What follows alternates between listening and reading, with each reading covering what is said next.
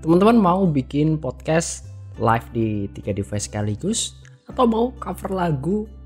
Ya, untuk urusan audio dari ketiga skenario tersebut, alat yang di depan saya ini bisa handle dengan mudah dan tentunya murah.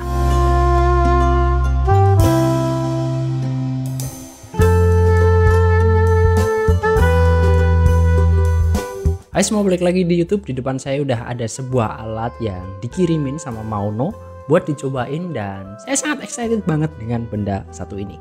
Ini adalah Maonocaster AU-AM200 yang dibundling sama mikrofonnya.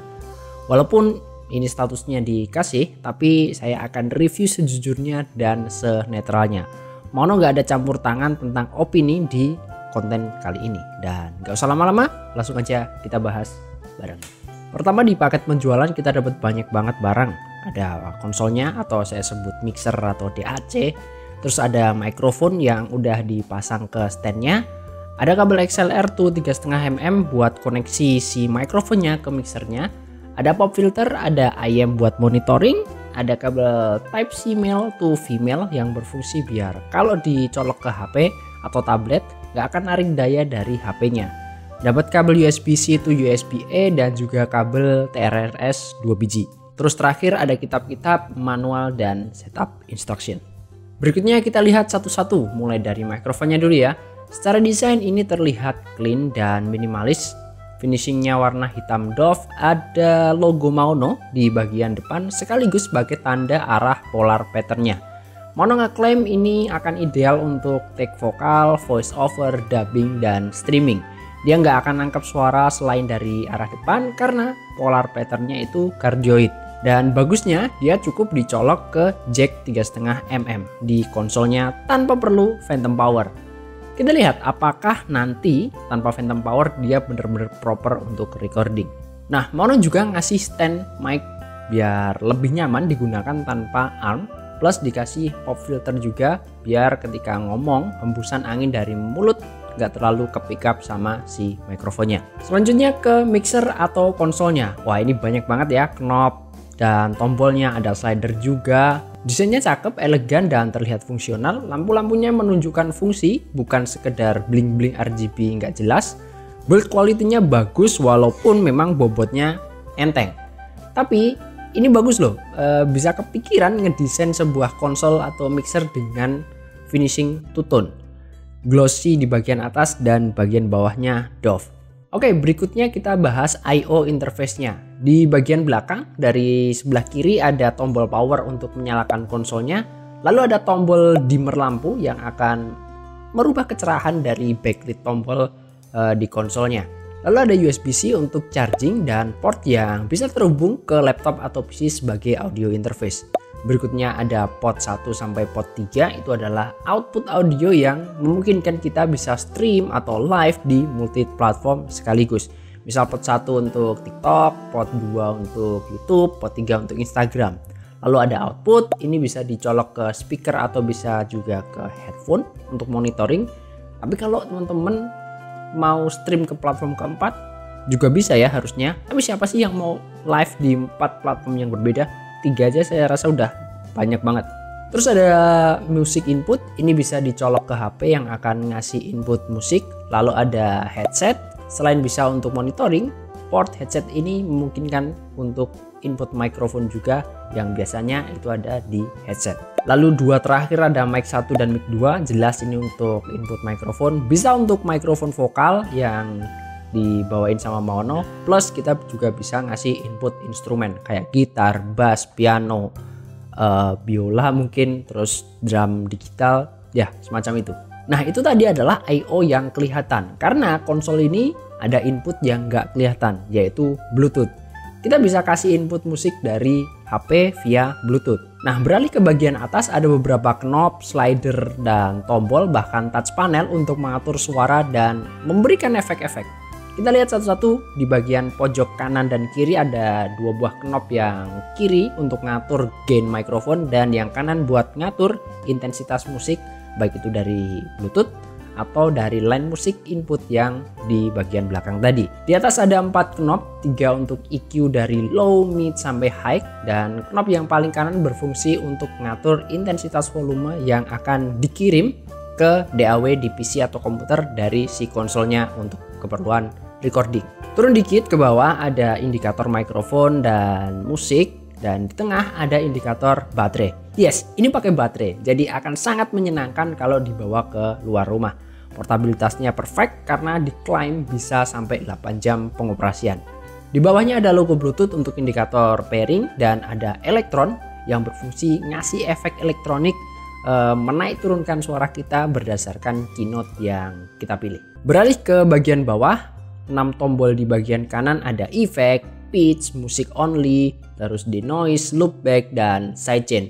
Di tengah ada 8 tombol sound effect, terus di bawahnya itu ada 4 tombol lagi yang kosong yang tentunya itu bisa di custom. Lalu di bagian kiri ada 2 slider echo dan monitoring. By the way, untuk slider echo dia nggak akan aktif kalau efeknya berada di mode original, jadi harus di pro, pop, dan yang terakhir MC. Oke, kita langsung praktekin aja untuk ngetes gimana sih suaranya, terus efek-efeknya seperti apa, apakah bekerja dengan baik, apakah ada hal-hal yang perlu diperhatikan secara khusus. Oke, kita akan coba si Monocaster Lite. Ini konsolnya ada di sini, teman-teman bisa lihat dari kamera atas.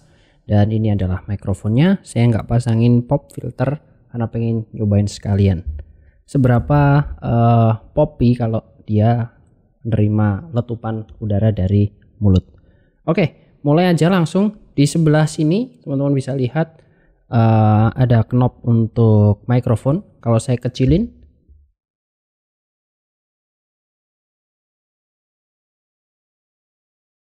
kalau saya gedein, gainnya mikrofon naik dan dia recordingnya akan semakin jelas, volumenya semakin besar.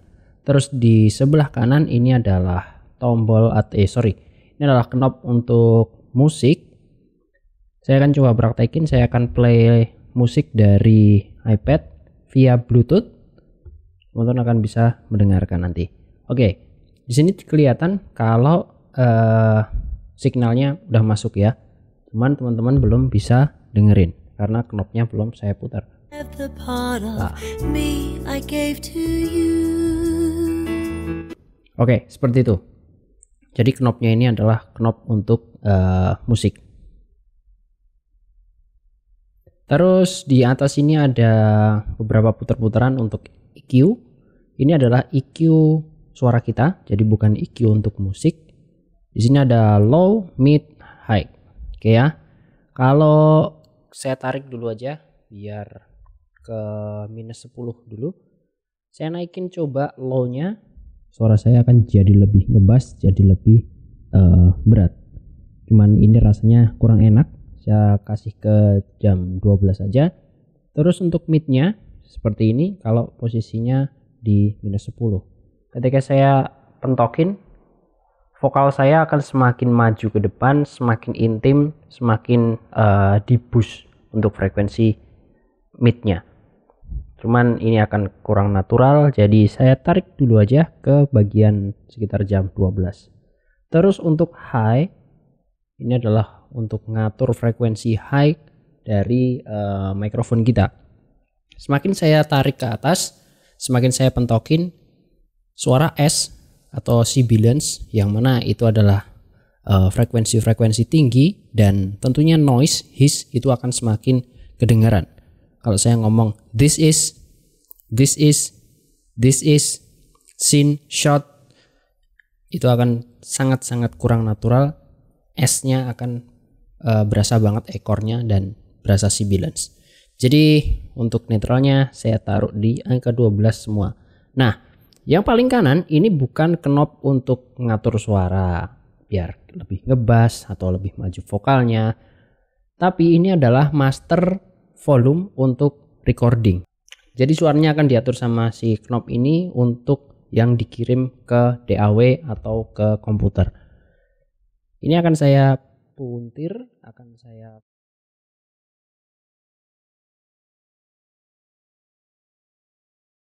naikin lagi di separuh di jam 12, harusnya kedengaran. Saya pentokin. Nah, di sini harusnya suaranya akan jauh lebih gede. Oke.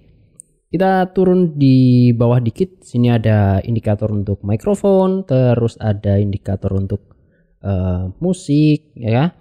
Terus di sini ada logo Bluetooth, ini udah ke pairing, dan di sini ada untuk elektron, ini bukan tombol tapi ini touch.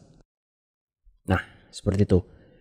Dia berfungsi untuk merubah suara kita jadi seperti ada cengkoknya. Jadi ketika kita nyanyi itu suaranya kayak naik turun naik turun.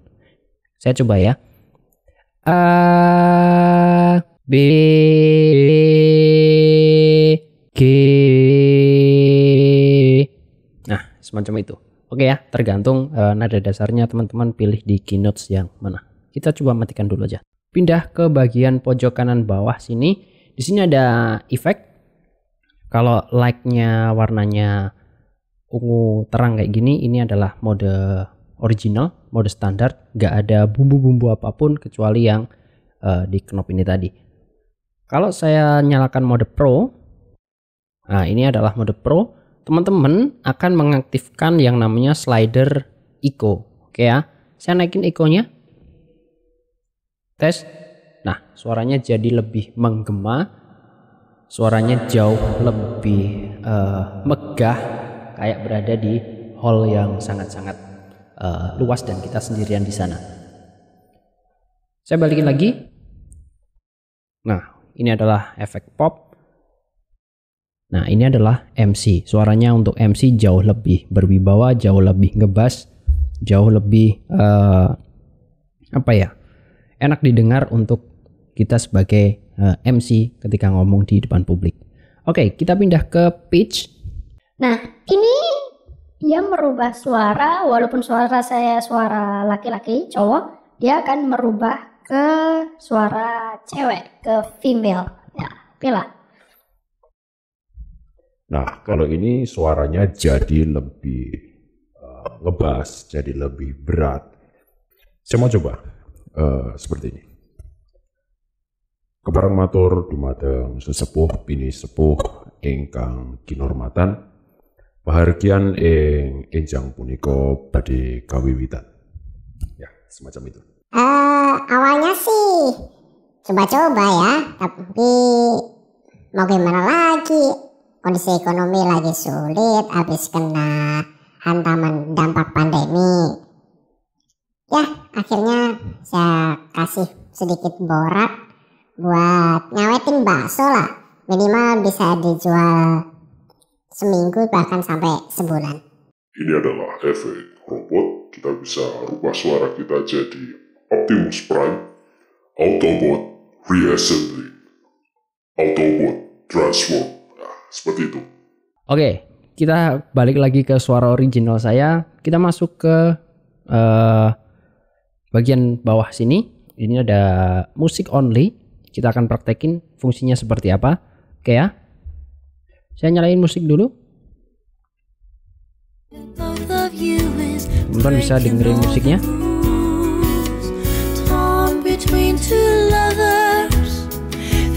Ada vokalnya kan ya. Nah, dengan tombol musik only kita jadi bisa menghilangkan vokalnya untuk karaoke jauh lebih enak. Cobain.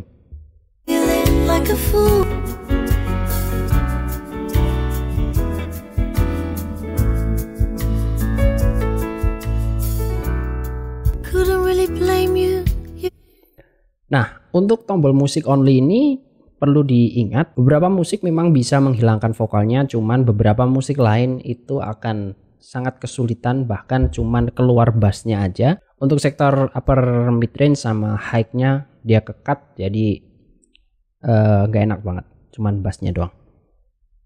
Oke, terus di sini ada fitur yang namanya denoise. Fitur denoise ini fungsinya adalah noise cancelling. Jadi teman-teman gak akan mendengarkan, gak akan nge-record suara hiss, suara bising yang berada di sekitar teman-teman. Cuman perlu diingat juga ketika noise cancellingnya diaktifkan, itu akan sedikit merubah timbre atau kenaturalan suara kita. Kita matikan aja biar lebih natural. Terus di bawahnya ada yang namanya side chain. Kalau teman-teman hidup di era 90-an, di era 2000-an awal yang masih sangat-sangat banyak dengerin radio, itu sering dengerin kalau si penyiarnya ngomong itu musiknya akan jadi pelan, tapi ketika penyiarnya nggak ngomong musiknya akan jadi lebih kenceng. Kita praktekin aja ya. With everything I feel inside, I'm asking you to stay. Iya, seperti ini. Oke, saya ngomong dia akan memperkecil volume musiknya, tapi ketika saya diam, nah musiknya akan jadi lebih kenceng. Seperti itu. Terus untuk loopback, ketika kita play musik dari komputer, ketika kita play musik dari mana ya, yang connect ke kabel data ini, dia nggak akan tembus ke streaming kalian, nggak akan keluar dari port yang ada di belakang ini untuk ketiga device-nya. Oke, lanjut ke bagian tengah sini, ada beberapa sound effect kayak opening.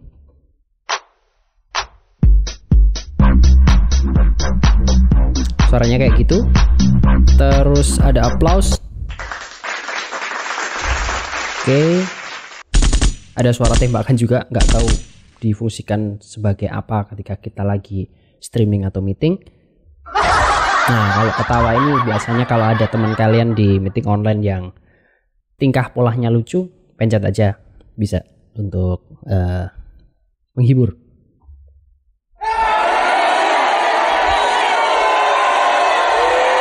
Nah, ini untuk suara ketika kalian lagi ribut di tengah rapat. Tambahin aja suara kayak gini biar semakin ribut. Nah, ini adalah tombol awkward. Kalau di Indonesia harusnya nggak relate ya. Di Indonesia bukan burung gagak tapi jangkrik. Nah, ini kalau ada teman kalian yang ngeyel pada saat Zoom meeting atau webinar, pencet aja ini. Plak. Nah, oke. Lalu yang terakhir adalah cheering. Teman-teman bisa pakai ini kalau lagi rapat buntu terus ternyata ada yang punya ide dan memecahkan masalah itu. Pencet cheering biar jadi apresiasi untuk orang itu. Terus ada 4 tombol di bawah ini. Ini adalah tombol custom. Kita bisa record suara kita masuk ke 4 tombol di sini. Caranya kita pencet, biarin mati dulu. Oke, pencet lagi.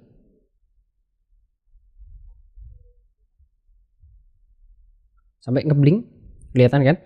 Oke, ini adalah custom tombol 1 dan ini adalah custom tombol 2. Ini adalah custom tombol yang ketiga. Ini adalah custom tombol yang keempat.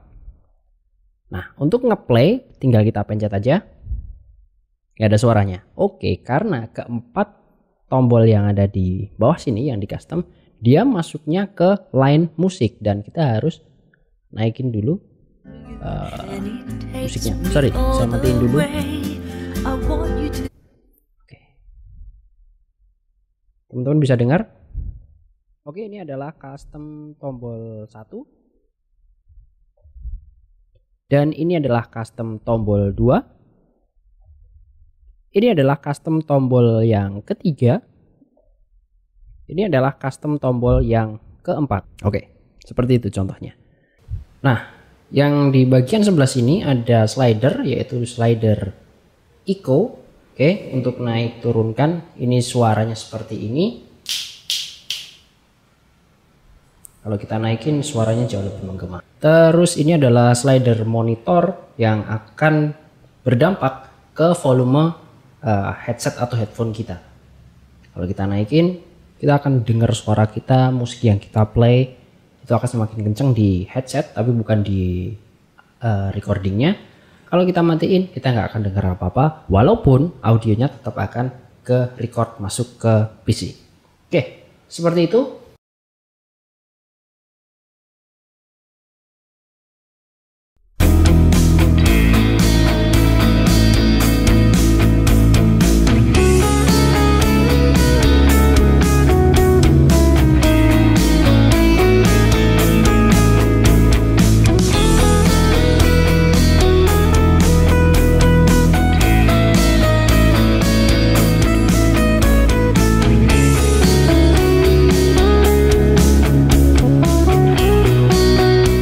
kita udah nyobain fungsi-fungsi dari Maunocaster Lite, baik itu konsolnya maupun si mikrofonnya. Tentunya ada hal-hal yang perlu diperhatikan sebelum memutuskan untuk membelinya. Untuk unit saya ini gain mikrofonnya kecil, kurang proper untuk waveformnya ketika dilihat di Adobe Audition. Tapi tenang, hal ini masih bisa diberesin dengan menaikkan gainnya nanti di post production, atau gampangnya pada saat recording kita lebih dekat ke mikrofonnya. Terus untuk input musik terutama dari kabel, kadang-kadang ada suara noise, kadang ya, nggak selalu. Tapi kalau teman-teman pakai Bluetooth untuk input musiknya itu aman. Perlu diperhatikan juga untuk input mikrofon itu master volumenya cuma 1. Mungkin nggak akan berasa ketika dipakai buat podcast yang cuma vokal, tapi akan kerasa banget ketika satu instrumen, satunya adalah mikrofon untuk vokal. Di momen itu kita butuh banget untuk ngatur volume secara presisi di masing-masing input. Terus untuk fitur denoise di luar membuat suara yang kurang natural, yaitu wajar lah ya, akan terdengar suara electronic creaking, dan ini membuat saya pribadi sedikit terganggu. Suaranya kayak kayak gitu. Terakhir, kalau bisa sih ya, versi berikutnya kasihlah jack mikrofon 6,3. Satu aja nggak masalah. Karena kalau sekarang repot mau input instrumen, kebanyakan instrumen itu jacknya yang gede-gede, nggak ada yang pakai 3,5 mm. Kesimpulannya gimana? Buat harga 1,6 juta seperti yang paket saya dapat ini, saya rasa sangat patut untuk dipertimbangkan sebagai alat penunjang kreativitas dan produktivitas. Sekedar untuk webinar atau meeting online, produksi konten YouTube kayak saya gini, bahkan kalau mau dimaksimalkan kita bisa kok podcast sampai 3 orang live dengan background musik kayak penyiar radio. Ya, alat ini sangat-sangat mumpuni untuk produksi konten kreatif, baik untuk yang masih pemula bahkan tingkat lanjut sekalipun. Jadi demikian review dari saya untuk Maunocaster Lite AU-AM200 dan AU-PM360TR mikrofonnya. Silahkan di like kalau suka dan bermanfaat. Komen aja di bawah buat diskusi bareng-bareng. Thanks sudah nonton sampai akhir, dan seperti biasa kita ketemu di video berikutnya. Bye bye. Assalamualaikum.